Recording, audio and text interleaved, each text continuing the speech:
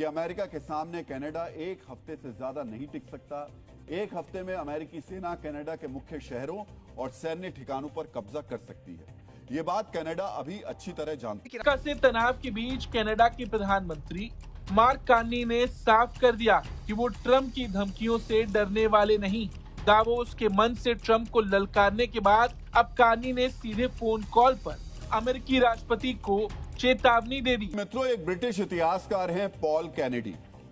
उन्होंने एक बार कहा था, महाशक्तियां तब गिरती हैं जब उनका विस्तार उनकी वास्तविक शक्ति से आगे निकल जाता है। की बदलती राजनीति में एक बार फिर भारत की बढ़ती वैश्विक अहमियत सामने आई कि उच्चायुक्त दिनेश पटनायक ने बड़ा खुलासा किया। उन्होंने कनाडा के चैनल सीबीसी के पावर एंड पॉलिटिकल कार्यक्रम में कहा कि प्रधानमंत्री मार्क कार्नी आने वाले हफ्तों में भारत आएंगे। ये यात्रा भारत द्वारा 1 फरवरी को बजट पेश करने के बाद होगी और इसका मकसद है द्विपक्षीय व्यापार का विस्तार। फिर का एक डायलॉग है जो आप जानते होंगे कि बिना बात के गोली चलाओगे तो सिर्फ दुश्मन ही बढ़ेंगे। ये जो डायलॉग है ये फिट बैठता है डोनाल्ड ट्रंप के ऊपर, क्योंकि डोनाल्ड ट्रंप ने जो कनाडा के पीएम के लिए बड़ी बड़ी धमकियां दी थी कि हम कनाडा में यहाँ कब्जा कर लेंगे, वहां कब्जा कर लेंगे, लेकिन अब कनाडा के जो पीएम है उन्होंने भी चुप्पी नहीं साधी। उन्होंने भी ट्रंप को फोन करके अच्छे से जो है सुनाया है और उनको ही डबल वार्निंग दे दी है। तो इससे बेसिकली ये हुआ है कि अब अमेरिका देख रहा है कि कनाडा और हर कोई देश जो है वो चीन और भारत के साथ मिलता जुलता चला जा रहा है। सब उनके साथ ट्रेड कर रहे हैं और अमेरिका को धीमे धीमे साइड लाइन करते जा रहे हैं। तो वही है ना, बिना बात के अगर ये गोली चलाएगा तो फिर दुश्मन ही बढ़ेंगे। सब जो है वो भारत चीन के साथ ही रहेंगे ना, बजाय अमेरिका का साथ देने के। अमेरिका को हर कोई फिर देश जो है वो साइडलाइन ही करेगा। से तनाव के बीच कनाडा के प्रधानमंत्री मार्क कार्नी ने साफ कर दिया कि वो ट्रंप की धमकियों से डरने वाले नहीं। दावोस के मंच से ट्रंप को ललकारने के बाद अब कार्नी ने सीधे फोन कॉल पर अमेरिकी राष्ट्रपति को चेतावनी दे दी। कार्नी ने अपनी चुप्पी तोड़ते हुए कहा कि मैंने दावोस में जो कहा था मेरा मतलब वही था। मैंने ट्रंप से भी फोन पर वही बातें दोहराई। कार्नी ने स्पष्ट किया कि अमेरिका अगर अपनी ट्रेड पॉलिसी बदल रहा तो कनाडा चुप नहीं बैठेगा बल्कि अपनी अलग रणनीति तैयार करेगा। कार्नी का ये बयान ट्रंप प्रशासन के लिए एक सीधी चुनौती माना जा रहा है। मित्रों, एक ब्रिटिश इतिहासकार हैं पॉल कैनेडी। उन्होंने एक बार कहा था, महाशक्तियां तब गिरती हैं जब उनका विस्तार उनकी वास्तविक शक्ति से आगे निकल जाता है। सबसे शक्तिशाली देश होने के अहंकार में डूबे ट्रंप इसी ओर अग्रसर है। दरअसल ट्रंप और मार्क कार्नी की फोन पर बात हुई। इस हाई प्रोफाइल कॉल में सिर्फ बहस ही नहीं हुई बल्कि कई गंभीर मुद्दों पर चर्चा भी हुई। पिछले 100 साल में पहली बार ऐसा हुआ है जब कनाडा को आक्रमण का डर सता रहा है। ट्रंप की ये उत्कंठा ऐसी ही नहीं है, असल में अमेरिका के डीएनए में ही विस्तारवाद है। जो अमेरिका आज 50 राज्यों का देश है, वहाँ कभी सिर्फ 13 राज्य थे। दुनिया गणतंत्र दिवस के मौके पर भारत के विदेश मंत्री डॉक्टर एस जयशंकर और कनाडा की विदेश मंत्री अनीता आनंद के बीच हुई बातचीत को केवल एक औपचारिक कॉल मानना भूल होगी। ये बातचीत उस समय हुई जब अमेरिका ने भारत और कनाडा दोनों पर भारी टैरिफ लगाए हैं। ट्रंप ने कनाडा को चीन से व्यापार न करने की चेतावनी दी और कनाडा अब अमेरिका पर निर्भरता कम करने की रणनीति पर काम कर रहा है। बातचीत ऐसे समय पर हुई जब भारत और कनाडा रिश्ते पिछले 2 सालों में सबसे कठिन दौर से गुजर रहे हैं, लेकिन अब संकेत मिल रहे हैं कि बर्फ पिघल रही है और भरोसा लौट रहा है। इस पूरी कहानी में सबसे अहम किरदार हैं अमेरिकी राष्ट्रपति डोनाल्ड ट्रंप। दरअसल ये विवाद इसलिए ज्यादा बढ़ रहा है क्योंकि लगातार ट्रंप कनाडा को घेरने में लगे। ट्रंप ने पहले कनाडा को अपने बोर्ड ऑफ पीस में शामिल होने का न्योता दिया था, लेकिन कार्नी के तेवर देखकर उन्होंने ये न्योता वापस ले लिया। ट्रंप की नाराजगी की वजह से कार्नी का वो दावोस वाला भाषण है जिसमें उन्होंने अमेरिका का नाम लिए बिना उसे सुपर पावर की दादागिरी बंद करने की सलाह दी थी। कार्नी ने वर्ल्ड इकोनॉमिक फोरम में कहा था कि अब सुपर पावर्स ट्रेड को एक हथियार की तरह इस्तेमाल कर रही। उन्होंने टैरिफ को दबाव डालने का औजार और सप्लाई चेन को मजबूती का फायदा उठाने वाला सिस्टम बताया। कार्नी ने दुनिया की मिडिल पावर्स से अपील की थी कि वो एकजुट होकर इन बड़ी ताकतों के प्रेशर का मुकाबला करें।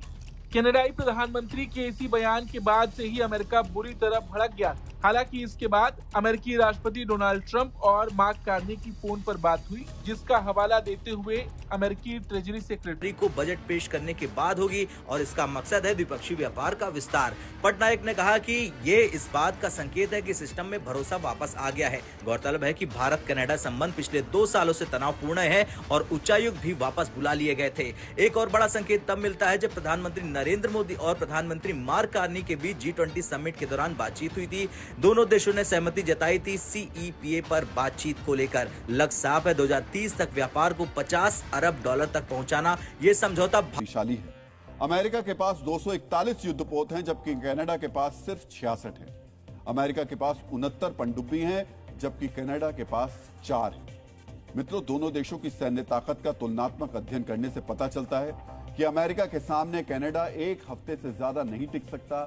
एक हफ्ते में अमेरिकी सेना कनाडा के मुख्य शहरों और सैन्य ठिकानों पर कब्जा कर सकती है। ये बात कनाडा अभी अच्छी तरह जानता है। इस नीति के तहत कनाडा की सेना अमेरिकी सेना के खिलाफ हिट एंड रन की रणनीति अपनाएगी। बदल देगा। इस पर आपका क्या कुछ कहना है? कमेंट करके जरूर बताएं। ब्यूरो रिपोर्ट, भारत तक।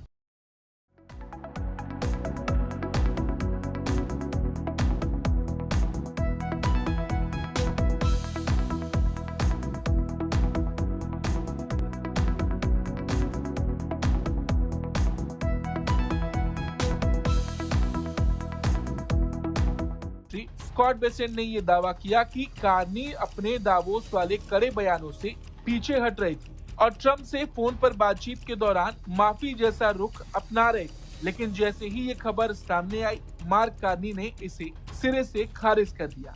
कुल मिलाकर कनाडा के पीएम का ये रुख दिखाता है कि वो ट्रंप की टैरिफ वॉर के सामने घुटने टेकने के मूड में बिल्कुल नहीं है।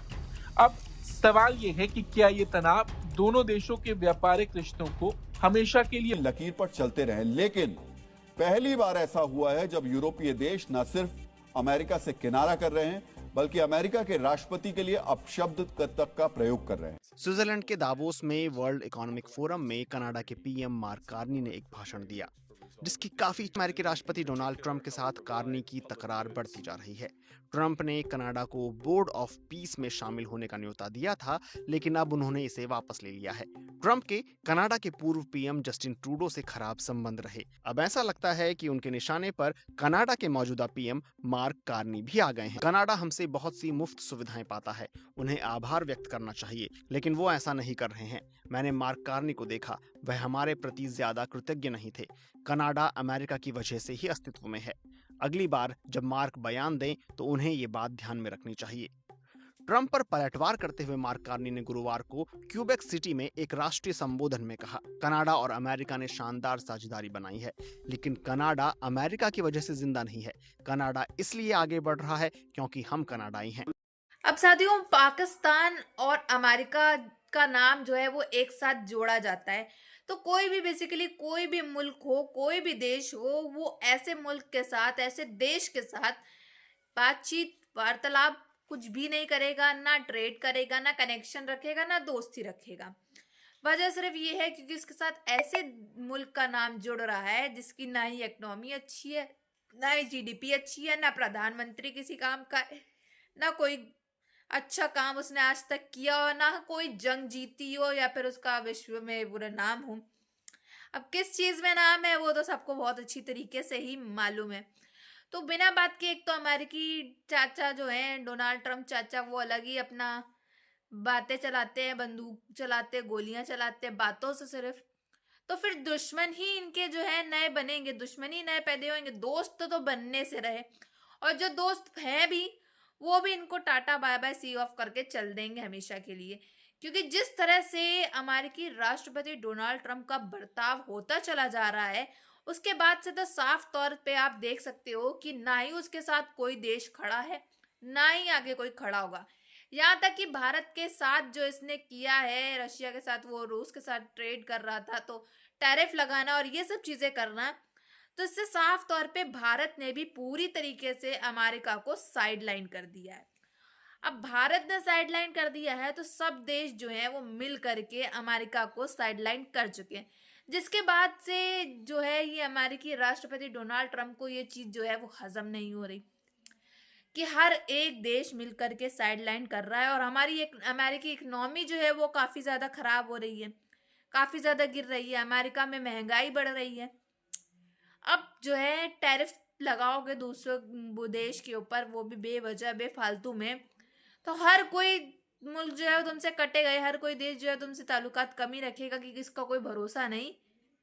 इसकी बुद्धि कभी भी फिर सकती है, ये अपने मतलब के लिए कुछ भी कर सकता है। तो ये तो होना ही था। बट आप सबकी क्या राय है कमेंट बॉक्स में ज़रूर बताइएगा।